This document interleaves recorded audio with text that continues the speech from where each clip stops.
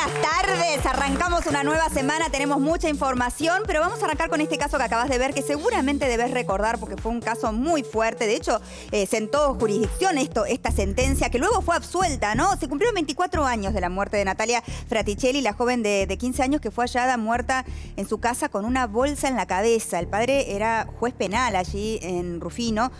Y al principio se pensaba que fue un crimen, luego pensaron que fue un suicidio. Su madre terminó quitándose la vida, su padre terminó absuelto luego de haber recibido una perpetua. Tenemos un informe y enseguida vamos a ir a fondo con este tema.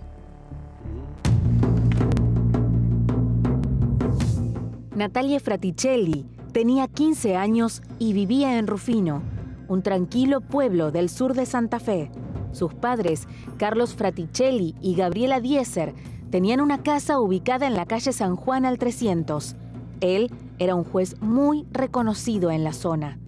Todo cambió en la mañana del sábado 20 de mayo del año 2000.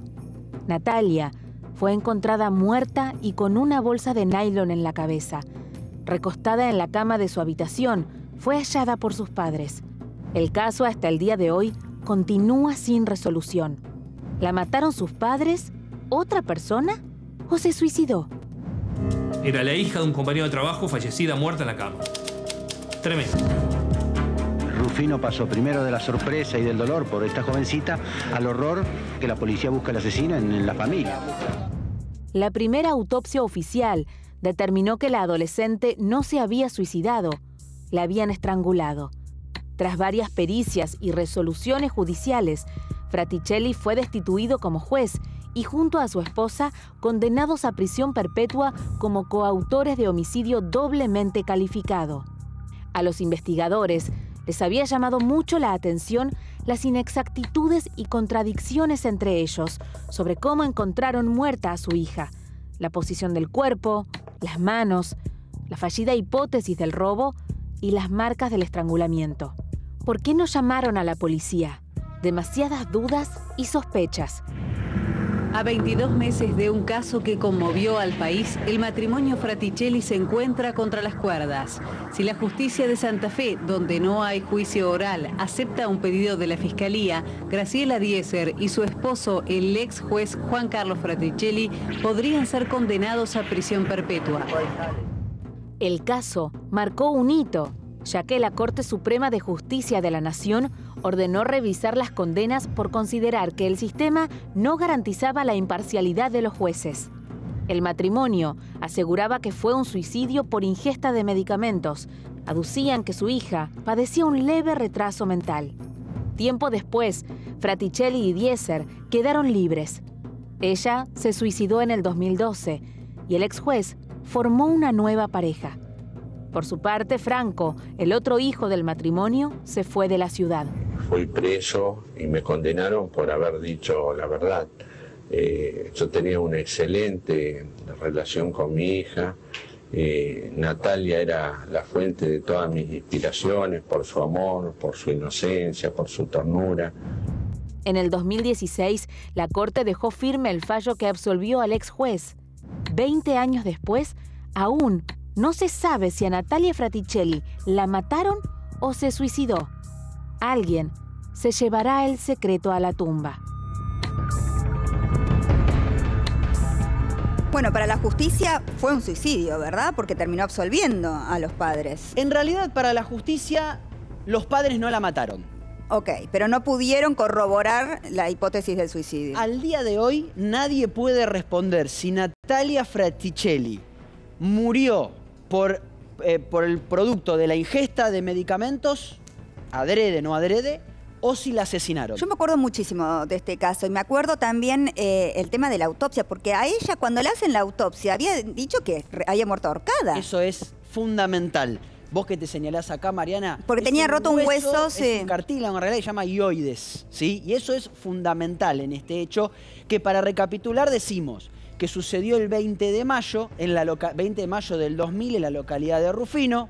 Natalia Fraticelli era hija de Graciela y de Carlos Fraticelli, que era el juez penal de Rufino. Natalia estaba en su casa, tenía una disritmia cerebral, tenía un pequeño problema de salud, lo que hacía que tenga que tener algunos cuidados particulares. La noche del 19 de mayo ella se va a dormir. En la mañana del 20 de mayo estaba su mamá en la casa. Su padre, Carlos, había llegado a las 4 de la mañana. ¿Por qué? ¿Dónde estaba Carlos Fraticelli? Estaba en un hotel alojamiento con un amante. Ay, cierto, cierto. Porque esa pareja estaba rota. Llegan y la encuentran a Natalia. ¿Y cómo estaba Natalia Fraticelli? Y estaba rota, no era un amante. Bueno, está bien. Estaba Bueno, pero con una mujer en el ellos hotel se terminan divorciando ya presos. Exactamente. En ese Sí. momento eran una pareja. Estaban casados, Sí. no se llevaban bien, evidentemente. Estaba en un hotel alojamiento con un amante. Encuentran a su hija Natalia. ¿Cómo la encuentran a su hija Natalia Fraticelli? Estaba levemente de costado, con las piernas recogidas, inclinadas. Tenía, al lado del cuerpo, había una serie de blister de un medicamento llamado Uxen Retard, que es un medicamento contra la depresión. Ahora van a ver por qué es importante esto. Estaban los blisters y ella tenía 2 bolsas en la cabeza, 2 bolsas de supermercados en la cabeza. Tenía 2 pañuelos de seda en las muñecas, levemente atados, casi que ni siquiera tenían nudos, levemente atados. Y tenía una bufanda alrededor del cuello. ¿Qué es lo primero que hace Carlos Fraticelli? Juez penal, no solamente abogado, sino juez penal. ¿Qué es lo primero si vos te encontrás a tu hija muerta? Terrible. Lo primero, lo lógico, sería llamar a la policía. ¿Qué hace Carlos Fraticelli? No tocar nada. Llama a un médico amigo. Llama a un médico amigo que llega, revisa la escena, luego sí viene la policía. Hay que contextualizar, pueblo chico. Pueblo chico. No, digo, esto no lo excusa de nada, hizo todo mal, ¿no? Por algo terminó preso también. Absolutamente. Pero había algo que se comentaba, que era que ellos tenían como cierta vergüenza de su hija. Que les molestaba. Eso es fundamental, Sí. que les estorbaba. La palabra es que les estorbaba. ¿Y por qué les estorbaba? Ahora lo van a ver. Ella tenía esa enfermedad y tanto para Graciela como para Carlos, mostrarse ellos como impolutos ante la sociedad de Rufino era fundamental. Esto quedó expresado en el expediente. Lo cierto es que va el cuerpo a la autopsia a ver qué era lo que había pasado con esta chica que estaba muerta. Y ahí aparece un médico llamado Luis Pettinari. El señor Luis Pettinari hace la autopsia y dice que Natalia tenía roto el cartílago, hueso ioides. ¿Sí? Entonces, el hueso ioides es cuando una persona estrangula a otra, en el 90% de las veces se rompe. Pero no es algo que débil. una persona se pueda hacer a sí misma. No que se pueda hacer a sí misma. Entonces, el tipo dice, esto es un estrangulamiento porque tiene roto el hueso ioides, tiene espuma en la nariz y tiene hematomas en la parte de la laringe. Esto es un estrangulamiento. ¿Qué hace la justicia de Rufino, la justicia de Santa Fe? Dice, hay un estrangulamiento. En la casa estaba la madre, estaba el padre. Ellos dicen, fue un robo, pero no encontramos a nadie que entre. Ni siquiera al una puerta cadáver. forzada, nada. Por lo tanto, listo, adentro, presos, prisión preventiva, vamos a juicio. Cuando están por ir a juicio, lo llaman al señor Pettinari. Y le dice, venga, señor Pettinari, queremos que declare. El que dijo que tenía roto el hueso ioides y que había sido un estrangulamiento. Acá usted firmó y puso que murió por estrangulamiento porque se rompió el hueso ioides. Sí, dice Pettinari, pero me equivoqué. ¿Cómo que se equivocó? ¿No tenía roto el hueso ioides? Sí, pero lo rompí yo. ¿Cómo lo rompió usted? Sí, cuando manipulé el cuerpo, lo rompí yo. Y bueno, no me animé a decirlo en ese momento, pero hay una persona que están presas hace mucho tiempo por esto. Sí, bueno, lo rompí yo. ¿Y cómo explica la nariz? Y la nariz, la espuma en la nariz y la saliva en la boca y las hematomas en la parte de atrás de la laringe, eso seguramente es producto de una convulsión que ella tuvo. Que ella convulsionaba. Que ella convulsionaba Tenía habitualmente. eso, sí. ¿Qué hizo la justicia, Rufino? Bueno, no importa. Prisión perpetua igual. Juicio y se quedan para siempre en la cárcel. Increíble por donde lo miren, pero les juro que fue así. Hasta que finalmente van al juicio, son condenados. Ni siquiera en un juicio. Ahí en esa época en Santa Fe, después el doctor Alessandro y Mariano lo pueden explicar, era escrito. O sea, el mismo juez que no declararon. No iba a juicio, terminaba, no declaraba No, y nadie, aparte otra cosa. firmaban y los mandaban presos. Los mandan a perpetua. Al no haber tantas salas, vos tenías una persona que a lo mejor opinaba en una etapa del proceso y opinaba en otra. Esto iba derecho a la nulidad. De hecho, Fraticelli fue beneficiado por varias nulidades. Absolutamente. Lo cierto es que los mandan increíblemente a perpetua. Hasta esto se empieza a revisar y en el año 2006 Llega a la Corte Suprema dice, vayan y hagan un juicio como corresponde, porque esto no puede ser, acá hay muchas irregularidades. De hecho, la primera irregularidad, el cuello de Natalia no tenía ninguna marca. O sea que difícilmente la pudieron haber estrangulado si el hueso no estaba roto y si no tenía ninguna marca. O sea, hagan un juicio de vuelta. Entonces empiezan a buscar, che, ¿quién tenemos en Rufino que no haya intervenido en el caso? Nadie. ¿Y en Rosario quién tenemos? Nadie. Y todos habían intervenido en alguna etapa. Ahí está. Claro. Entonces, ¿qué hacen? Ahí está. Dicen, vamos a agarrar 5 abogados. No 5 jueces, 5 abogados. Vamos a hacer que sean jueces para este caso y que ellos decidan. Cosas insólitas que pasan solamente en la República Argentina. Entonces, los 5 abogados, como D'Alessandro, como Jesse, abogados, dice, bueno, analizan el caso. 2 dicen, a esta chica la asesinaron, pero no fueron sus padres. Otros 2 dicen, no, para nosotros fue una muerte no violenta. Para nosotros o se suicidó o tomó la pastilla equivocada y fue un accidente. Y el 5.º dijo, yo me abstengo, porque ya con esto no alcanza para absolverlos, así que yo no voy a decir nada.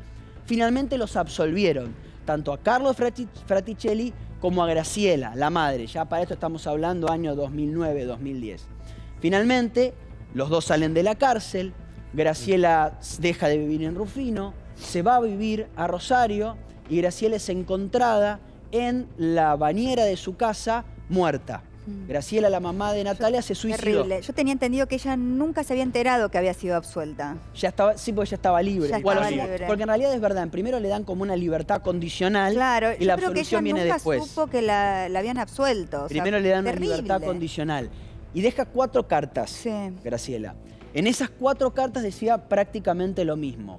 Que Natalia la visitaba todos los días, que ya no soportaba más que Natalia la visite y que se suicidaba, se mataba para ir a reencontrarse con Natalia en el cielo. Y eso finalmente fue lo que sucedió. Carlos Fraticelli, después, años más tarde, si no me equivoco, en el año 2015, la Corte Suprema dice, acá se terminaron las instancias, estas personas son inocentes, cosa juzgada. Carlos Fraticelli, si no me equivoco, se puso en pareja con su terapeuta y ahora vive con ella y asesora abogados, algo por ella estaba muy enemistada con él, es más, consideraba que él era tratado como un héroe en el pueblo luego de que lo habían absuelto. Dicen que cuando sale por primera vez de la cárcel lo tratan como si fuese un héroe. Ahora, si ella realmente no tuvo nada que ver con la muerte de la hija, ¿no? Una mujer que sufre una muerte de su hija de esta manera, ¿no? Y que encima la condenan a perpetua por haberla asesinado. Muy duro. Ahora. Realmente fue durísimo para esa mujer. Si no tuvo nada que ver, o sea... Bueno, ahora acá viene la gran pregunta y el debate que 24 años después no tiene una respuesta. Supongamos que Natalia se suicidó, se quiso haber suicidado. ¿Para qué las bolsas? Las bolsas... Se suicidó tomando bueno, a mí me llama más que las bolsas, me llama la atención lo de las muñecas. Porque la bolsa, digamos, es obvio que si vos te pones una bolsa te podés ahogar, ¿no es cierto? Te ahogás. O sea, eso es una cosa que no estaba atada. Era una bolsa. Pero si ella se había tomado todas esas pastillas, suponiendo, ¿no? Que hubiera ingerido todas esas pastillas que dicen que faltaban en los blisters. Puede ser. No sé, igual la verdad que todo es extraño. ¿Para qué la bufanda en la garganta? Y atado muy raro todo. Los pañuelos de seda en las muñecas. ¿Y qué llevaría una chica que tenía esa dificultad, además, ¿no? Que llevaba una vida distinta al resto, ¿no? Me imagino, no sé si iba ni siquiera si iba a un colegio normal. Me parece que iba a un colegio... Normal, sí, creo que... Sí, iba al colegio habitual, sí.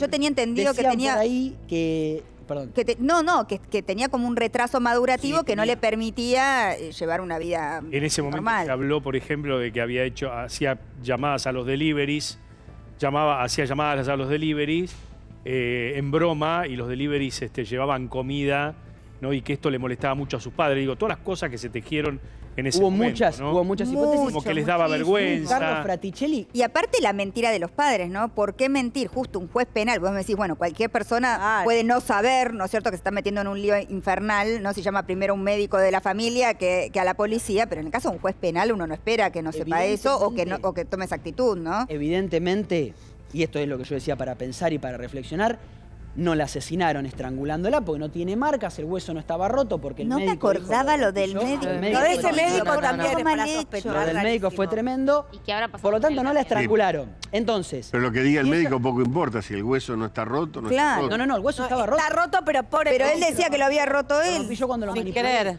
Dijo. Igual eso es un delito, Eso, ¿no? Eso sí, eso estamos hablando. Porque eso fue lo que prácticamente termina condenando a los padres. Lo que termina condenando a los padres. Ahora, si no fue un homicidio, supongamos que fue una muerte accidental, porque Natalia decidió tomar esas pastillas que, si no me equivoco, las tomaba su abuela. Y ella visitaba asiduamente a su abuela. Supongamos que murió porque las tomó de manera accidental. ¿Cómo aparece la bolsa? Que tengo entendido que eran las mismas bolsas que se usaban en el juzgado de Fraticelli. ¿Cómo aparecen esas mismas bolsas? ¿Por qué aparecen los pañuelos, la bufanda alrededor del cuello? Muy extraño. Son cosas que lamentablemente van a quedar en este debate y son para pensar, para analizar. ¿Qué piensa su papá? ¿Cuál es la hipótesis de la familia? Ellos siempre, no sé ahora con el paso del tiempo, siempre abonaron la hipótesis del robo.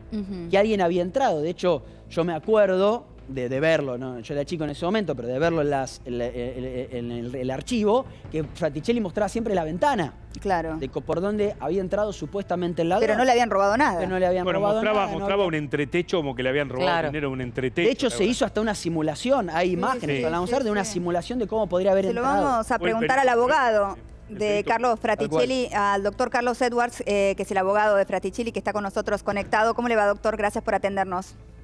¿Qué tal? ¿Cómo le va? ¿Cómo está? Muy bien, doctor. Estamos, acá recordando este caso que ha sido tan fuerte, ¿no? Que la sociedad seguramente todos deben recordar. ¿Usted fue abogado de Fraticelli en todas las instancias o en qué instancia entra a representarlo? Sí, desde el primer momento. Desde el primer momento, o sea que nos puede aclarar todas las dudas que tenemos con respecto a cómo se dieron los hechos, ¿no? ¿Cuál es la hipótesis que tenía o que tiene aún Fraticelli con respecto a lo que le pasó a su hija? En un primer momento, como bien lo reflejaban allí, era dudas, incertidumbres. Se habló de un posible robo, se hablaba de alguna posible venganza por su cargo de juez. Dudas que después se fueron, diríamos, despejando a partir de poder determinar cuál había sido la causa de muerte de Natalia. Es decir, porque aquí yo creo que se partió de una premisa investigativa equivocada respecto de tratar de determinar quién había matado a Natalia, cuando en realidad había que investigar cómo había muerto Natalia. Claro, tal cual. Eso fue a lo largo, o en el devenir del proceso. Fundamentalmente por el primer médico que la ve a nivel legista, el médico de policía, Ulises Cardoso, cuando hace lo que se denomina vulgarmente el levantamiento del cadáver o de la escena delictiva, no advierte ningún signo violento en el cuerpo de Natalia, sobre todo a nivel de lo que se especulaba que podía ser un estrangulamiento, ya que incluso este mismo médico en su informe relata que en 35 años de médico legista nunca vio un estrangulamiento sin marca en el cuello, que fue justamente lo que se dio a simple vista. Incluso hay un video que filmó al momento de hacer el relevamiento de la escena delictiva, de que no hay marcas en el cuello de Natalia. Lamentablemente hubo, diríamos, una mala praxis no de los vivos, sino de los muertos, como producto de la autopsia que se le hizo a Natalia en el Instituto Médico Legal de la ciudad de Rosario, en donde lamentablemente el médico que hizo la autopsia rompió en una mala práctica el opioide, que es fundamental. Y no lo contó inmediatamente. No lo contó. Después, incluso eufemísticamente, cuando ya se encontró, diríamos, acorralado por los otros informes, habló de un artificio de la autopsia, que en realidad quería encubrir que era la rotura, lamentablemente, del hueso ioide, que es fundamental en este tipo de hechos. ¿Y qué fue lo que ayudó a que Fraticelli quede absuelto? ¿Cuál fue la prueba que definió su inocencia? Y fundamentalmente yo creo que, porque obviamente en las instancias provinciales siempre fueron negativas, amén de haber un gran prejuzgamiento por parte de los jueces que habían intervenido, porque al error inicial de cómo tratar de llevar adelante la línea investigativa, no respecto de quién había matado a Natalia, sino cómo había muerto, se le sumó la gran repercusión mediática que tuvo este caso, estamos hablando del año 2000, en todos los medios de comunicación. Y a su vez el ingrediente, diríamos, político, en ese momento estaba como gobernador Carlos Reutemann acá en la provincia de Santa Fe, y que como consecuencia de esa repercusión mediática que había tenido el caso, ya que ofrecía todos los condimentos, diríamos, mediáticos como para hacerlo interesante, seductor desde el punto de vista mediático, se le sumó que no se quería transformar este caso en otro caso María Soledad, como había ocurrido en la provincia de Catamarca. Entonces se trató de buscar políticamente una solución rápida y de que quedaron imputados los padres en forma inmediata. Doctor, después de haber contado todas las pruebas y de haber expresado los lineamientos generales de la investigación, se pueden generar muchas hipótesis. Yo tengo mi hipótesis, yo creo que Natalia, me dirá usted si es muy equivocada o muy fantasiosa, yo creo que Natalia le roba las pastillas a su abuela, se las lleva, las toma, muere de manera accidental, si se quiere o no, o porque ella así lo quiso, y que sus padres, cuando encontraron el cuerpo, para evitar exactamente la vergüenza de que una hija de ellos se les había muerto en su casa, quisieron simular un robo poniéndole los pañuelos de seda, y la bolsa. La bolsa y también la bufanda. ¿Estoy muy equivocado? ¿Usted tiene una teoría parecida? Podría ser una especulación. Ahora, pensemos lo siguiente. Si hubiese sido una acción premeditada, una acción homicida por parte de los padres, teniendo en cuenta que era el único juez penal, cuando convocó al médico para ver si todavía seguía o no con vida Natalia, lo más sencillo hubiese sido mostrarle los blisters todavía de las pastillas que estaban allí y no hacer ninguna otra referencia, por ejemplo, las bolsas o al pañuelo en las manos, a ningún otro elemento que podía generar algún tipo de duda. Y claro, pero quizás lo que querían era disimular que se había suicidado. Exactamente. Disimular un robo, un asesinato. El miedo era que ella había sido, el miedo era que la gente sepa. Pero justamente generó lo contrario, porque el médico, al ver ese cuadro de las bolsitas y de los pañuelos, dijeron, no, esto pudo haber sido violento.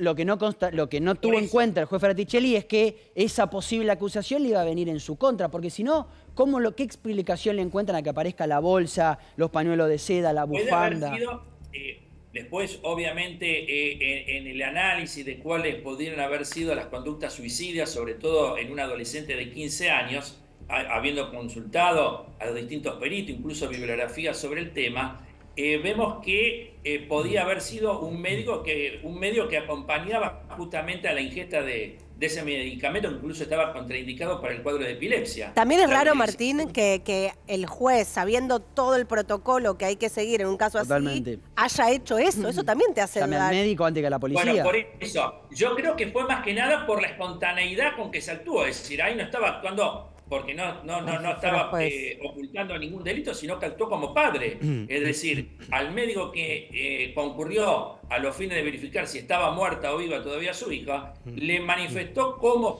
fue el cuadro de situación en que se le encontró. Y de ahí que mencioné esos datos que obviamente después jugaron a los fines de que el médico no accediera a la firma del certificado porque consideró que podía haber una muerte violenta. Sí, Franco. Entonces de allí que sí, doctor. No me parece del todo concluyente la especulación o la hipótesis ahí de pero bueno, fue una hipótesis que circuló fuerte esa, ¿no? Como para de alguna manera justificar todo lo que había en el cuerpo de Natalia que no condecía con la posible causa de muerte, ¿no? Obviamente. Absolutamente.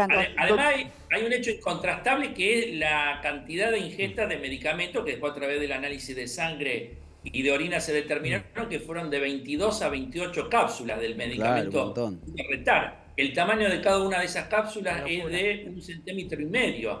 Entonces, ¿cómo ¿Y la abuela no se había dado cuenta que le faltaban esos medicamentos? Entiendo que no se había ¿Y había sido la primera vez que ella había intentado suicidarse?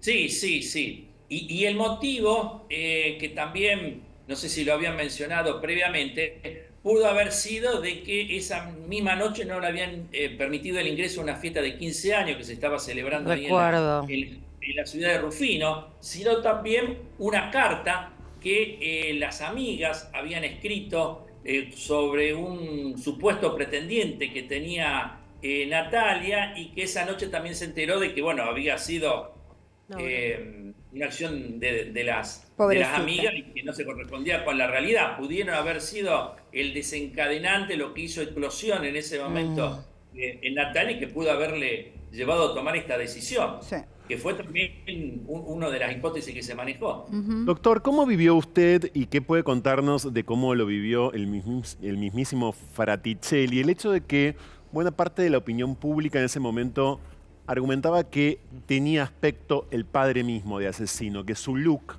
que sus características estéticas, físicas en general, a la manera lombrosiana, habría que decir, indicaban que el asesino era él. ¿Usted se acuerda de estos argumentos, me imagino? Totalmente. Si bien estamos hablando 24 años atrás, que tanto no se manejaba el tema de las imágenes como se pueden hacerlo en la actualidad, lamentablemente yo creo que fue un ingrediente, una publicidad negativa, si vos querés, que jugó en contra totalmente de él.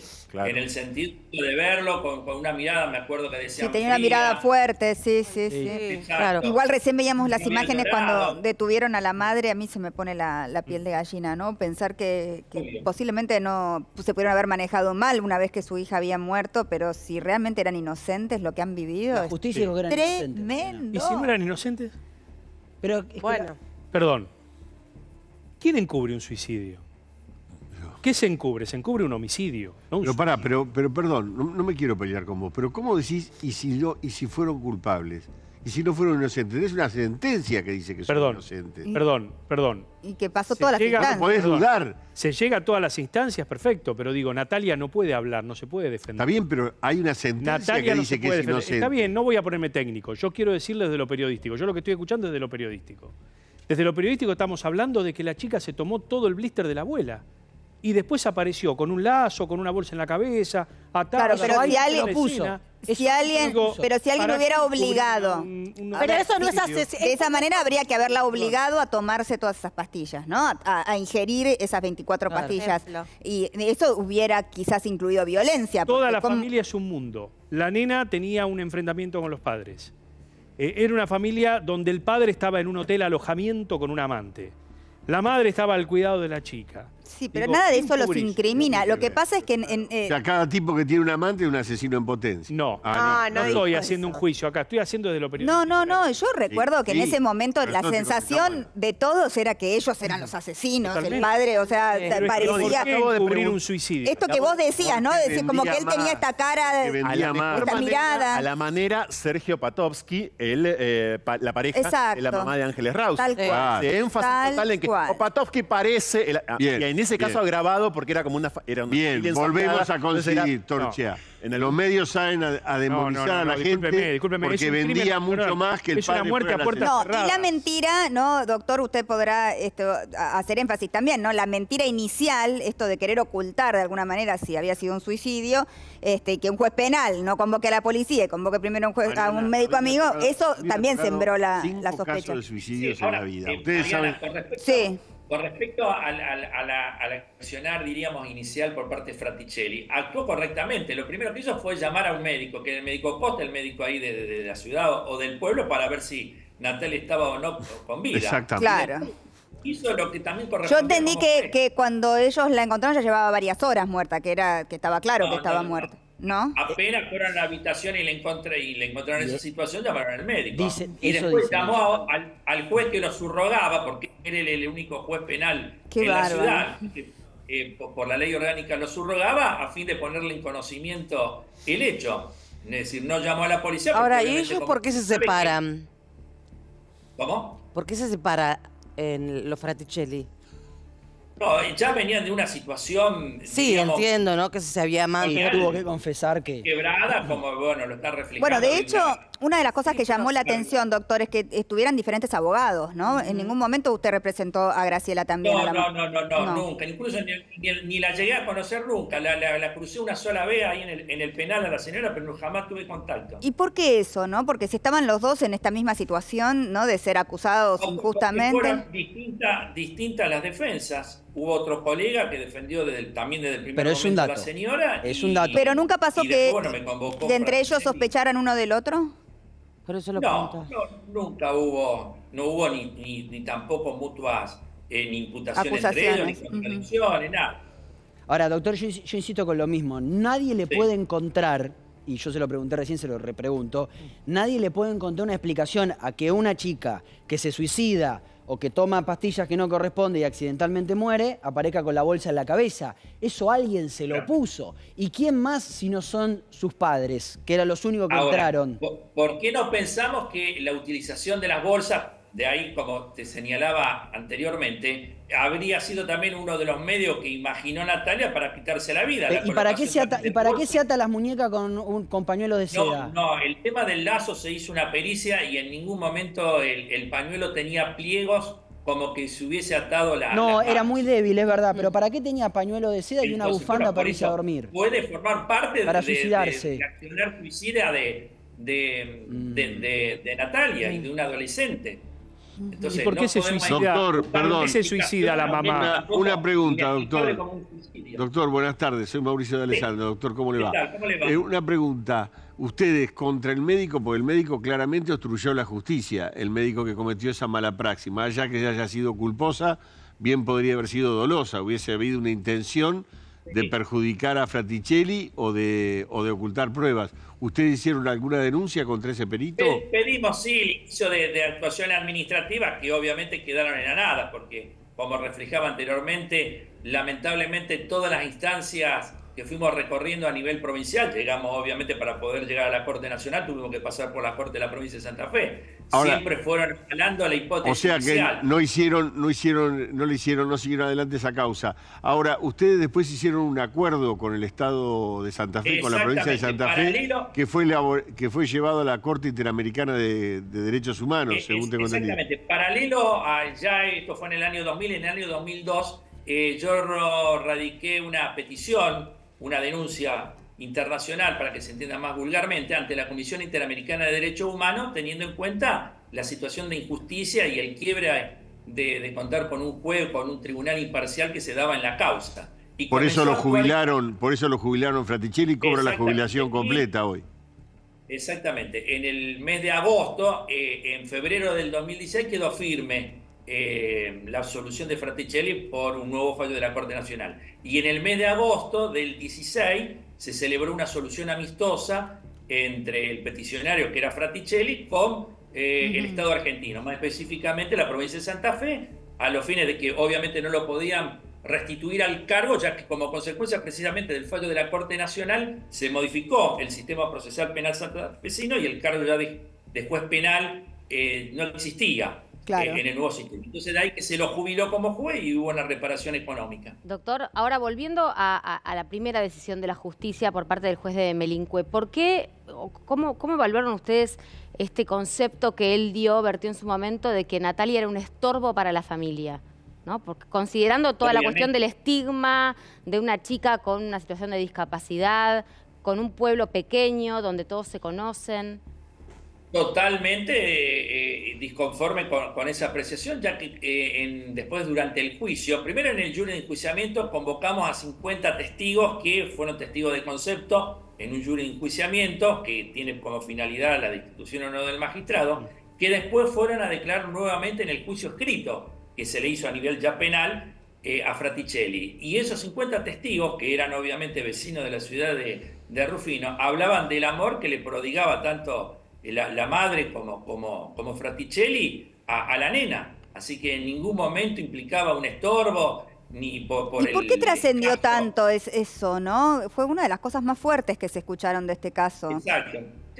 Se dio difusión como consecuencia de que era el decir del primer juez que intervino con el procesamiento que se le dictó a los padres. Entonces quedó en cierta manera instalado, lamentablemente en la opinión pública o en los medios de prensa, la idea esa de que podía funcionar como un estorbo. Ahora, pero entonces, doctora, ahora, hoy por hoy, que él está libre y que tengo entendido que está en pareja con su terapeuta y sigue viviendo medianamente en el mismo lugar, los vecinos... Pero obviamente, mira, otro dato que lo grafica, lo ejemplifica esto que estamos diciendo. Al momento del jury, que tiene como dije, la finalidad de destituirlo o no como juez, porque obviamente estaba en ejercicio del cargo, en ese momento llegamos a firmar más de 1000 firmas en apoyo para que no lo destituyeran como juez. Teniendo en cuenta el padrón electoral de Rufino, nos encontramos que era un gran porcentaje del padrón electoral. Entonces, de hecho, lo vitorean. ¿no? De hecho, él cuando sale en libertad hay gente que lo vitorea a la salida. ¿Cómo es eso? ¿Por qué lo vitorea? Esto le molestó mucho a su exmujer, sí, claro, a Graciela. Siempre contó con la asistencia y con la adhesión de todo el pueblo ahí rufinense, en todo momento. ¿Y por qué esto molestó tanto a Graciela, que luego termina quitándose la vida, ¿no? Ella ha declarado en algún momento que le molestaba que él fuera tratado como, creo que utilizó alguna estrella de la música, esa misma frase. Yo no sé, yo por lo menos nunca escuché nada por parte de ella que lo dijera de esa manera. No sé si habrá sido algún trascendido periodístico, pero no me consta de que lo haya manifestado de esa manera. ¿Ella cuando se quita la vida, Graciela, sabía que había sido absuelta o creía que todavía pesaba esa condena sobre ella? Sí, porque ya el fallo había sido... Sí, se había dictado el fallo, pero todavía no estaba firme la sentencia. No estaba firme. Ajá. Porque es muy elocuente que ella haya decidido quitarse la vida cuando por fin... Cuando le dicen que es inocente. Cuando le dicen que es inocente. Yo creo, evidentemente, haciendo psicología barata, una vez que ella dijo que ya le confirmaron que era inocente o estaban a punto de confirmárselo, ahí quiso reencontrarse con su hija. ¿Cuántos años fueron de estar presa, de salir, de entrar? Muchos años. Del año 2000 hasta, ahora te puedo decir, cuando se suicida. Fueron desde mayo, del 20 de mayo, que a los días la detienen a ella. A Fraticelli lo detienen en diciembre, como consecuencia de Yuri, que ya fueron, y recién lo liberan en el mes de septiembre del 2006. Sí, pero el suicidio es 2012, Mariana, 12 años pesando con la mochila de ser acusada del asesinato de la propia hija. ¿Se lleva bien con el padre? Perdón, el hijo, ¿se lleva bien con el padre hoy por hoy? ¿Tienen relación hoy?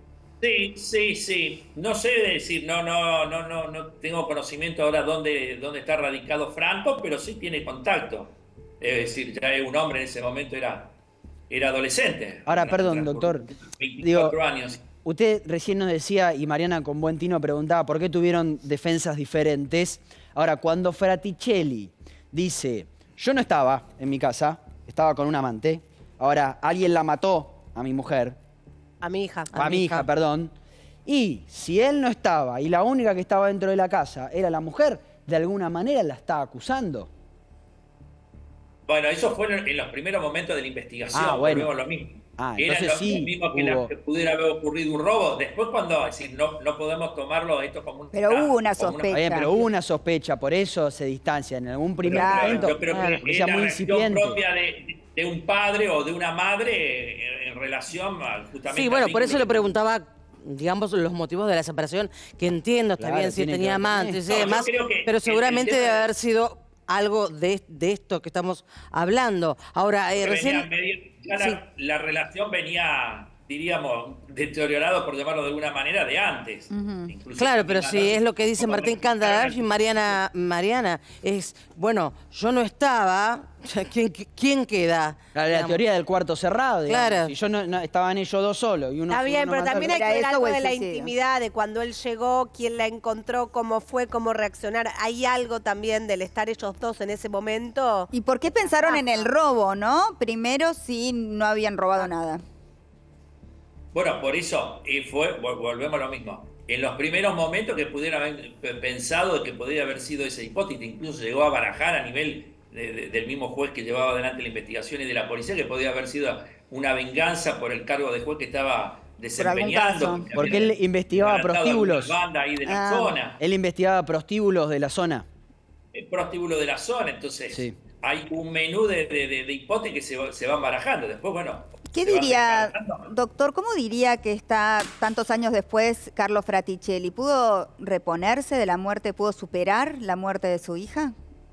Sí, por lo menos reencauzó su vida, ya desde hace años, apenas se confirmó la absolución, se reincorporó al ejercicio profesional, él es abogado, obviamente también se casó, como señalaron al principio. Es decir, que rehizo su vida. Obviamente siempre queda obviamente el recuerdo y la situación traumática, porque como decían ustedes al inicio, fíjense que no solamente estuvo privado casi 6 años de su libertad, sino imputado y condenado por la muerte de su hija. Entonces es una situación obviamente traumática y súper difícil y mientras ellos estaban presos, ¿el chico con quién estaba? Me parece que era grande. Era grande. Parece que era grande, no estoy seguro. Es raro que lo tengan con... Ya tenía autonomía. Ya era grande, sí. Es interesante pensar qué hubiese pasado si este médico que hizo mala praxis, se dice, no sé qué... Mala praxis, sí, tranquilamente. Como poco mala praxis, como poco. Mala praxis, sí. No hubiese dicho la verdad en el momento y... No hubiera confundido, ¿no? Bueno, ahí es lo que decía el doctor Edwards, de que se investigó quién la mató antes de preguntarse ¿cómo murió? Si la mataron o murió de otra manera. Claro. Porque... Ahora, me van a entender seguramente, me van a entender los dos abogados ahí del piso. Una vez que ya se toma una determinada línea investigativa, una vez que se toman determinadas decisiones judiciales, para el Poder Judicial le es muy difícil poder desandar el camino recorrido, por más que el médico haya reconocido que rompió el hueso hioide y lo que sea, y sobre todo por la gran repercusión mediática que había tenido el caso, con todos los ingredientes políticos. Pero cambia el panorama. No es susceptible de los puntos oscuros que no se pudieron revelar. Digo, nosotros acá, más allá de estar nosotros que somos abogados, somos periodistas fundamentalmente en este programa, y estamos poniendo un caso donde hay muchos puntos oscuros en la historia criminal argentina no se pudieron revelar. Como tal, a lo mejor los habrá también en el caso Belsunce o en el caso Dalmazo. En muchos que tratamos acá, ¿no? ¿Y usted, doctor, creyó siempre en la inocencia de su cliente? Sí, del primer momento. Me pareció sincero el decir de él, la argumentación que hace, y después se fue confirmando, sobre todo con el tema médico. ¿Declaró algo la abuela de ellos o qué declaró cuando habló? Porque recién nosotros lo decíamos, esas pastillas le pertenecían a la abuela y evidentemente ella se las había sacado. Confirmó de que era un medicamento que tomaba, incluso vivía allí o estaba gran parte del día en la casa ahí de la familia Fraticelli, entonces de ahí que estaban los medicamentos. O sea, ella nunca notó que le faltaban estos medicamentos. Ahora, doctor, perdón. Era mucho lo que le faltó. Claro, eran muchos Blixer. Ella lo que tenía era una disritmia cerebral, lo que tenía Natalia. Toma las Uxer-Retard, que es una pastilla, un antidepresivo, que está contraindicado para esa enfermedad. Probablemente eso fue lo que le generaron las convulsiones, lo que terminó por generarle los hematomas detrás de la lengua, la saliva en la boca excesiva y la espuma en la nariz. Perdón, doctor. Sí, doctor. No, lo que yo le preguntaba al doctor Edwards, si esta situación de que Fraticelli estaba fuera del hogar, que lo pudo acreditar justamente con su presencia en otro lugar con otra persona, eso en realidad era la coartada de Fraticelli en el expediente, porque él no había estado al momento de la muerte de Natalia. ¿Este fue el argumento principal suyo? ¿La ausencia de Fraticelli en el lugar? Porque eso... No, en ningún momento, no hubo en ningún momento, incluso tampoco se planteó de esa manera, incluso como línea investigativa, nada. Porque si bien puede ser por el horario de la muerte que no estuviese presente, en ningún momento lo planteamos de esa manera. ¿Quién encuentra a Natalia? El indicio de presencia, obviamente, tenían que estar obviamente presente tanto la madre como el padre. Seguro. Si el padre es la madre, ¿no? ¿Quién la encuentra? ¿Es la madre quien la encuentra a Natalia? Sí. Y obviamente ahí, se encuentra con ese cuadro y vuelvo sobre lo que decía recién Martín, doctor, atando a lo que decía recién Martín. Nunca Fraticelli en estos 24 años creyó en la posibilidad de que su esposa fallecida, que se suicidó, haya sido la autora material del crimen. No. Y mucho menos a la luz después de los informes médicos que se fueron dando. Y si hoy le preguntamos, ojalá algún día tuviésemos la posibilidad de preguntarle a Fraticelli, ¿qué pasó con Natalia? ¿Qué nos va a decir Fraticelli? Sí, lo mismo que dijo del primer momento, que se encontró con esa situación, que obró como padre. No, eso no, pero ¿qué pasó? ¿Qué le pasó? ¿Se suicidó? ¿Tomó las pastillas accidentalmente? Eso, obviamente, sí. En todo momento avaló la idea del suicidio, una vez que pudimos reconstruirlo, si ustedes quieren, médicamente o a través de las distintas pericias que se fueron haciendo. Para Fraticelli y para usted, Natalia se suicida tomándose 25 pastillas, poniéndose 2 bolsas en la cabeza sin atar, poniéndose los pañuelos de seda en la muñeca y atándose la bufanda en el cuello. El hecho incontrastable es la ingesta de los medicamentos. Eso no hay manera, incluso ninguno de los jueces que intervinieron, ni los peritos, pudieron reconstruir una forma violenta o forzada del suministro de esas pastillas. ¿Ni siquiera con la posibilidad de que alguien lo haya envenenado? No, envenenado no, porque eso hubiera surgido obviamente de la autopsia. No, con las pastillas, digo, la ingesta voluntaria o involuntaria. Digo, ¿por qué tan categóricamente con este escenario podemos decir 24 años después que la ingesta fue voluntaria de alguien que no se puede defender, de que no puede hablar, de que no puede contar? Ahora, en todo proceso penal, ¿qué hacemos? La reconstrucción de un hecho pasado. ¿Cómo lo reconstruimos? A través de los distintos rastros, huellas o las pericias. En este caso, las pericias fueron fundamentales. ¿Cómo especular de que se consumieron esa cantidad de cápsulas? Por eso ponía gráficamente de relieve el tamaño de 1,5 centímetros, si no es una forma voluntaria. Hubiera sido muy difícil obligarla. La comprobación de ponerlo en agua tarda muchísimo tiempo en disolverse. Ahora, no podés hacer un puré, para llamarlo de alguna manera, de las pastillas. Es impresionante cómo... imposible tampoco.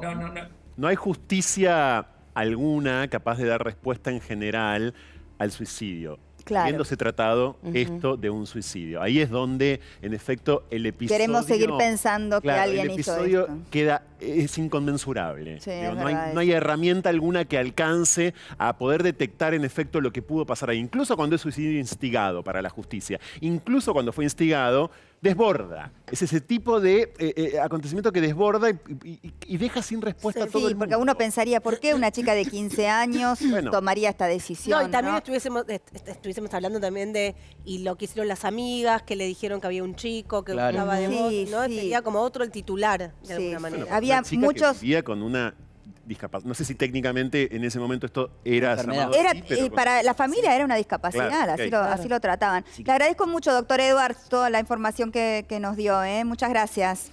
Bueno, muy buenas tardes para todos. Buenas tardes, muchas gracias. Bueno, un caso que realmente, a partir de acá hubo un antes y un después, ¿no es cierto? Sin duda, de hecho se cambió parte del Código Procesal Penal de Santa Fe. Mirá. Por ejemplo, había una sola sala. Había una sola sala, se hacían juicios de manera todo secreta. escrito. Fue un antes y un después en la historia criminal argentina. Muy bien.